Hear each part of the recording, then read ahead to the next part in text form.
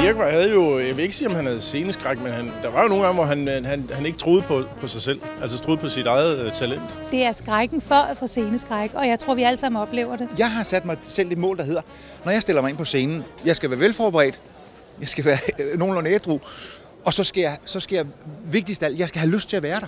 Her står jeg, totalt blottet. Jeg har lyst til at være der. Jeg siger, hvor er det, tak fordi I er kommet. Jeg har lyst til at være her, jeg har det godt. Nu skal vi have det godt. Og lige om lidt, så glemmer jeg min tekst, og de kan alle sammen mærke det. Jeg kan godt blive nervøs, særligt hvis det er andre folks shows, jeg er med i. Så jeg kan huske, at jeg begynder at svede, og lige pludselig kunne jeg ikke formulere mig. Jeg kunne ikke tale ordentligt engelsk, og jeg kunne ikke... Og der var helt tomt, jeg kunne ikke finde nogen jokes. Hvis du spiller teater, så er det jo tit, så kan dine medspillere jo se på dig, du ikke kan huske, hvad de skal sige, og så får de sagt din replik, lagt ind i et spørgsmål. Så skal man bare i gang, ikke? Og der tror jeg også, at han gik også bare i gang, og når han kom i gang, så tror jeg, at han måske hver gang i baghovedet stod og tænkte, hvad var det, jeg var bange for? Og så var der jo bare et kæmpe pres på Dirch. Altså, folk forventede jo af ham, at hver gang han gik derind, så skete der noget helt specielt.